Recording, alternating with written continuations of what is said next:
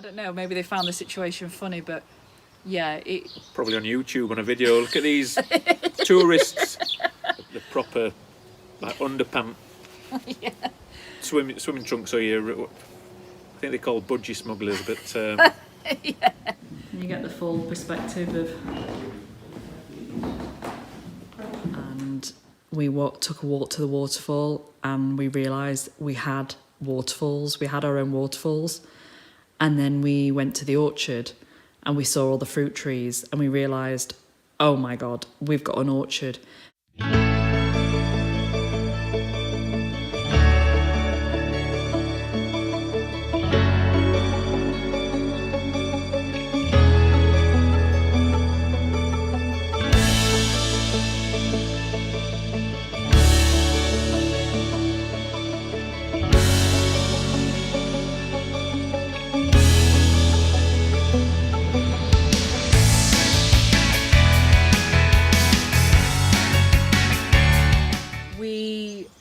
We had decided we wanted to move to France, but we had no idea where.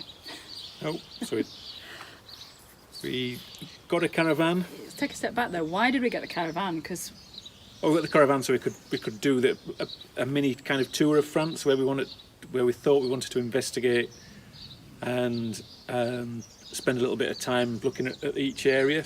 So a farm with land, 20 acres, 30 acres. That's what we had in our minds. So yes, we got the caravan to do the tour. we were doing that for budget though, weren't we? Because yes, it was 6 weeks. We'd already sold the business, so this was we sold the business in May of 2019, and it then became a real, our income had stopped. No, we didn't have an income anymore, so it was a real sense of urgency to go, okay, we've got to make this happen as soon as possible. And we'd only just put our house on the market 3 or 4 weeks before we sold the business. Again, we were going straight from one thing to another. There was no kind of, we've retired, let's sit back for a few months. Nothing. It was just like, okay, this is what's going to happen. So, and because of budget, we said, well, 6 weeks in France, 5 of us 2 and 3 children, that's going to be a lot of money to spend in hotels or bed and breakfasts. Yep. So we got the caravan to reduce costs. We thought it'd be exciting as well. Thought it'd be exciting. Going on a large camping holiday, tour in France, and some bits were really good, weren't they? Fun. Some bits are good, but kind of thought about it. It was about the week before we were about to go. We were getting ready, and I was like, "Oh, the temperatures, Julian, are just going to be absolutely sky high." We knew we wanted to be in the south of France, didn't we? For the weather, for the climate. Well, but from the middle of France, from about Carrez downwards, so from mid France. Yeah. Probably in like a triangle. Yeah. Coast, the west coast, Aquitaine, Dordogne, etc. down there. And going round to, I can't remember where it was now. Well, you've got all the Pyrenees departments, so you've got Haute Pyrenees, and then Pyrenees Atlantic, Haute Pyrenees, Haute Garonne, which is where we are. We're right in the middle of the bottom of France. The first department we really looked at was Carrez, wasn't it? Yeah. It was not very highly populated. Very forested, one of the cheapest areas in France, I think, which was a bonus with the budget. So we thought, okay, we'll start with Carrez, and it's just kind of below the centre, isn't it? First time we'd ever driven, or you'd ever driven a caravan, wasn't it? What was that like? The van's about 4.5 metres, I think, and then you've got an 8-metre caravan, so you're probably looking about 2 or 3 metres smaller, or maybe 3 or 4 metres smaller than an Arctic. When you put it like that, blow my neck. Because when we parked up in the services in England, I used to park in the articulated truck parks, and an Arctic parked next to us, and there wasn't a great deal of difference between our van and caravan compared to the Arctic. So we ended up, I don't know which department it was, but we ended up on our way to somewhere. We were towing the caravan, and then we went down this country road. It asked us to turn right, so we turned right, and we literally nearly ended up with a caravan in a ditch. You stopped just in time. That was really, really scary, that was, because we were literally 2 inches away from, was it the back wheels or the caravan just literally going into the ditch? No, it was the van was probably about that much over with the left tyre over hanging a ditch, and then because it wasn't the 90-degree turn, which would have been pretty easy to do. It was more like a sharp bend that went back on itself. Yeah, yeah. But then you had the problem that it was a really narrow road or track, and you got farmers' ditches on either side. Yeah. And the caravan, luckily the caravan is twin axle, so we've got 4 wheels. But at one point we had one of the wheels hanging over the ditch, and then we had to do a bit of, I was so scared. To-ing and fro-ing to. I was really scared, and then the pressure was on because we had 2 locals came either side. Yeah. I think it would have been so comical if you'd have seen it, because I'm sure they were both in little Citroen CVs as well. At least one of them was in a little Citroen CV white van, and they didn't do anything to help or get out. You know, and that's not our experience with French people. I think if we'd been here, then someone would have, I don't know, if they just sat and waited, didn't they, for us to manoeuvre, sort ourselves out. I don't know, maybe they found the situation funny, but yeah, it probably on YouTube on a video. Look at these tourists making a mess of the. Yeah, and then that wasn't the fun and games ended with the caravan as well, but yeah, maybe another. Just outside Paris, we had a day at Disneyland Paris, but we had 2 or 3 nights at this campsite, and it had a lake, a lac. Yeah. And it was really nice weather, and it was just beautiful, wasn't it, to be just on the outskirts of Paris, but almost felt like a beach-like setting. And I think that was the first time I started to relax then. I was like, oh, this could be quite nice. The kids are happy, we're going to Disneyland Paris, and it felt like we were on holiday. The French do this every single year, like caravanning and camping is their #1 holiday pastime. And I think we realised this because we saw how busy the campsites were, and a lot of it was French, and well, a lot of European nationalities, but a bulk of the people were French, weren't they? Yeah. Quite a lot of Dutch as well, but. Yeah, we met quite a few Dutch people, didn't we? In fact, it was a little chateau campsite, wasn't it? Yes. Called Domaine de la Millaret, so 100 acres. No, I think 100 hectares. 100 hectares, and this gorgeous little chateau. I think, was it 2 days or 1 day before Bastille Day? Yes. And we'd just come back from. I think it was the day, wasn't it? The day that we. Yeah, you're right. You're right. The day that we landed. Yeah. In inverted commas at the campsite. Yeah. Say, when Leanne says a little campsite, it was a little campsite, but they had a lot of wood. Yeah. Because 100 hectares is quite a big. But it was a really nice atmosphere. It was run by a Dutch guy, wasn't it? And I always remember what he said to us. He said, I don't think you should be relying on estate agents to find your house. He said, you're going to end up finding it by speaking to the locals. So more on that later. But it was just beautiful, and it was. But what we did do is we got our first taste of Bastille Day, which was amazing. How the French celebrate Bastille Day, and it's literally the French Independence Day to the local lake, because it's Bastille Day tonight, and there's going to be fireworks. So we expected some just like kind of little village fireworks. Wow. They were fireworks, weren't they? They were really good. And they had a rock concert on as well, didn't they? With a French band that we've kind of got into as well. We ended up buying their album and everything, and just a fantastic evening. Basically towards the east. Right. And you don't remember, do you? No. And that's when things really started getting hot. We were getting towards, that's just above the department of Hérault, or Erol, and which is in just on the border of the Mediterranean. You've got some coastline in that department, and the campsite there was beautiful. Again, gorgeous pool. It's where And we also got our first taste of how the French love to stick to rules. Do you remember that? Oh, yeah, I remember it now, yeah. Yeah, that young guy at the pool. Yeah. It's a rule that you have to have proper swimming trunks on in France. You can't have a sort of like boxer shorts swimming. Even if they're proper swimming shorts, you're just not allowed to wear them at swimming pools. No, it's the baggy. If you're wearing baggy like Bermuda swimming pants, they won't allow that. You have to have the proper like underpant Yeah. swimming trunks. So I think they're called budgie smugglers, but I'll go and change, and the campsite owner or whoever it was like, no, that's it, you're just not allowed in. And then him and his friends literally, and they were in their 20s, their early 20s, it's not like they were teens or anything, they all had to vacate and weren't allowed back in. He did a bit of river walking there, and got bit. Yeah, horse flies and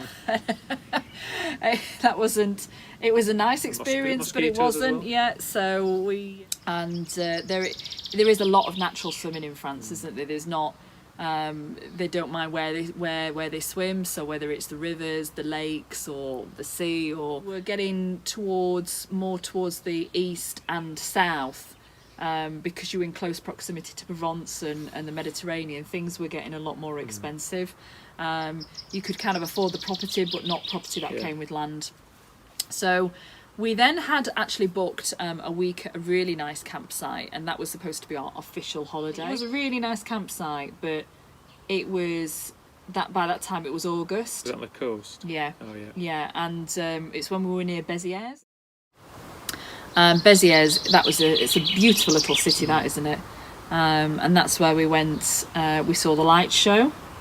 Remember all the light and water show, and then we went up in the carousel, not the carousel, what do they call it? The wheel, the Ferris, like a big massive Ferris wheel. Here we are on the Ferris wheel at Les Béziers. Yes. Hello, Bobby. Pops.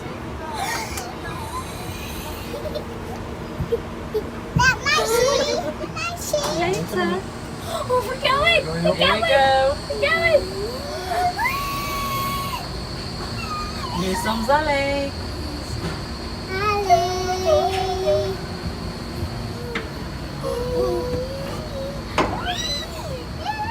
We're going all the way up. We're going to go up to the top. This is so high up. Hi. Hello. Hi.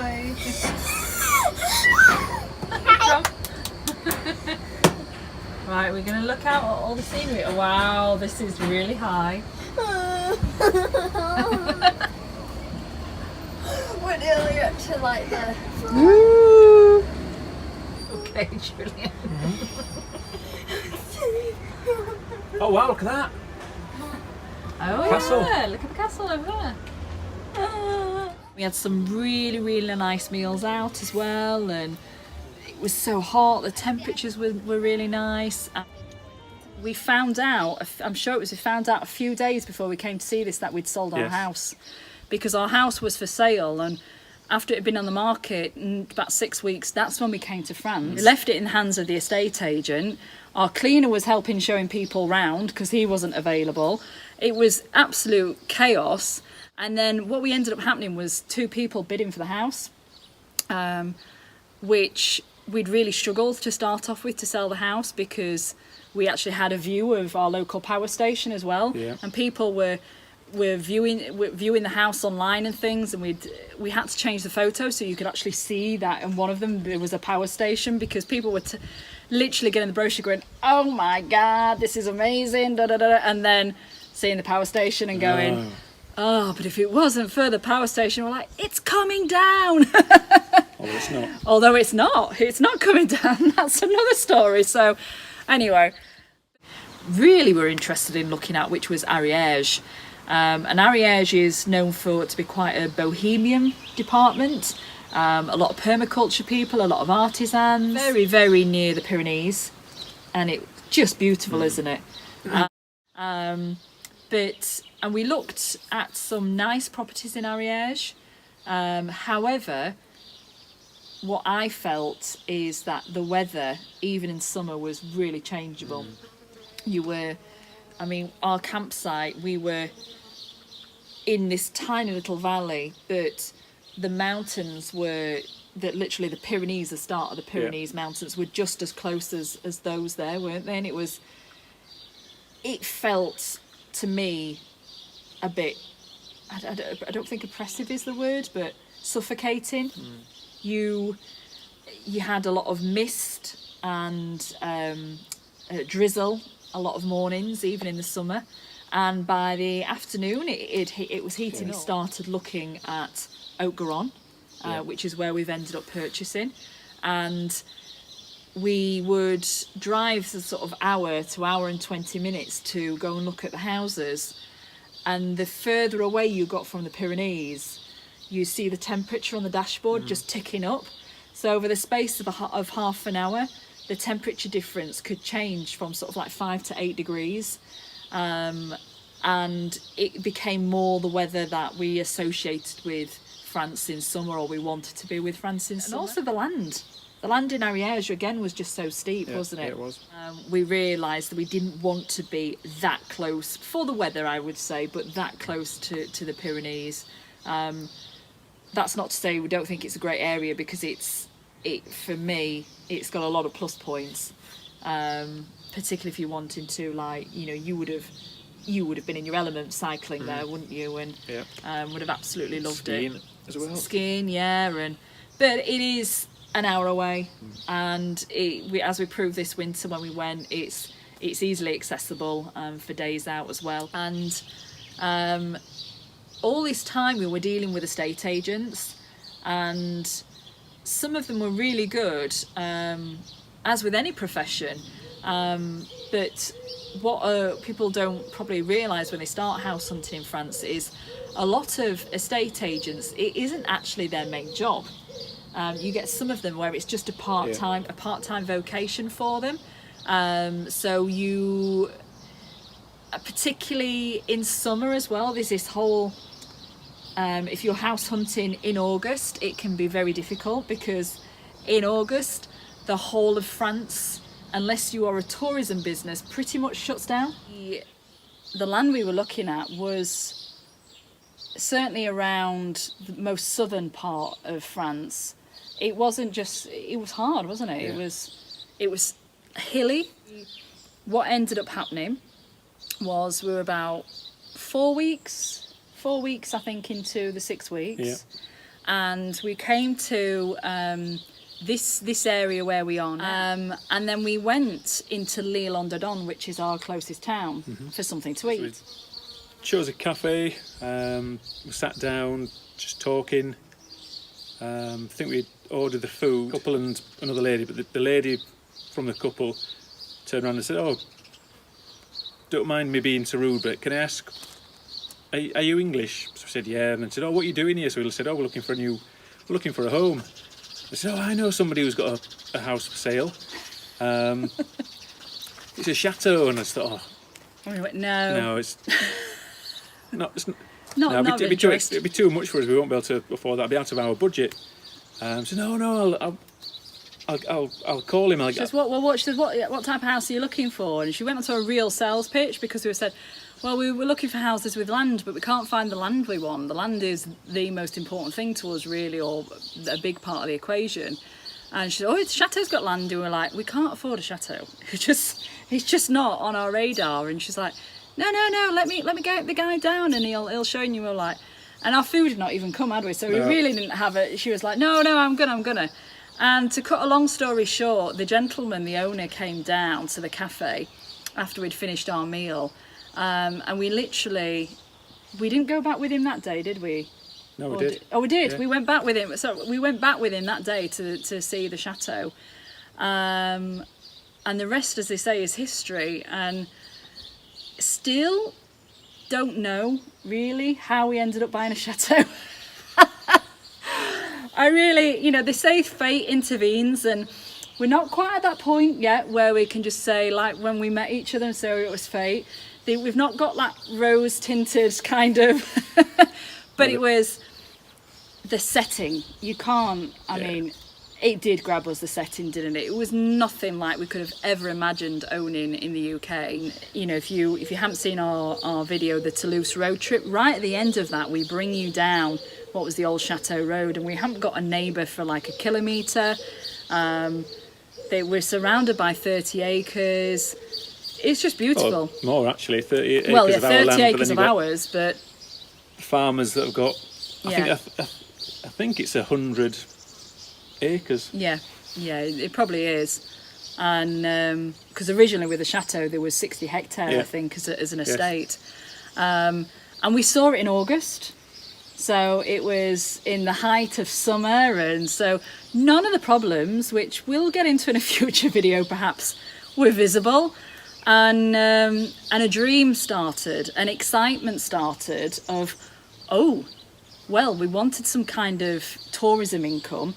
We could have the chambre d'eau, we could open up a little the campsite, which you're allowed to camp in La Ferme, because that's the plan, to open up as an agriculture.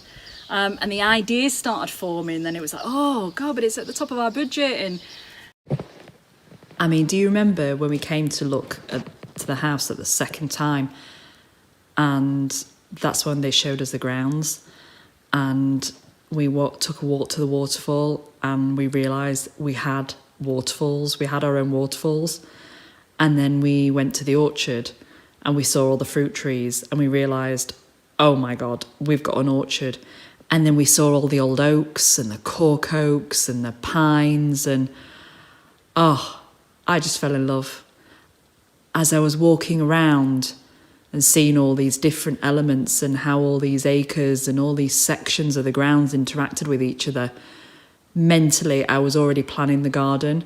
I saw the horses in where we have the kitchen garden now, which they used as a paddock, and I saw the walled area around, and I thought, microclimate, that's got to be the kitchen garden. Every bit was just, I was mentally processing, and I was doing the permaculture course at the time, and I was looking at the aspect of the sun and where it is, and already figuring out what was north, what was south, and that was it. It was done. It was a done deal for me. The Chateau, I didn't fall in love with it. Neither of us did, I don't think, to start off with, but we fell in love with the grounds, and the Chateau's grown on us. But seeing those waterfalls and seeing the orchard, and the ground was flat. It was the first time we'd hit the nail on the head with how many acres we wanted, and the space that we had. It was just unbelievable. And that's it. I fell in love. And it was like, oh God, but it's at the top of our budget, and that was it, you know. So we didn't find it through an estate agent. We found it by sitting in a cafe. Mm-hmm. And perchance another person who was English, who owned a holiday home in Lille, was there having lunch with a friend. And by her intervention, damn you, Josette. We ended up buying a chateau, and while we were here, we came back to see it once more. And you get the full perspective of.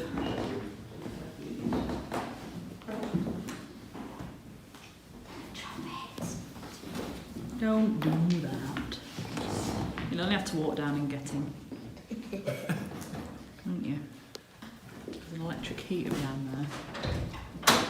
If we take one of the settees goes there.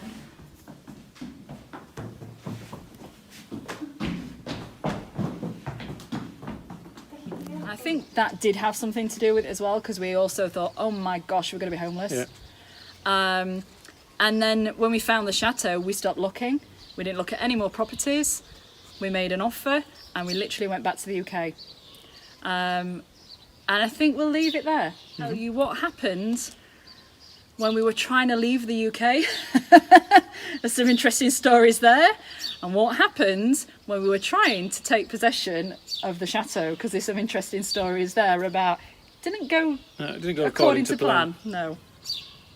Thank you for watching, thank you for subscribing, and we really, really appreciate the support. Thank you.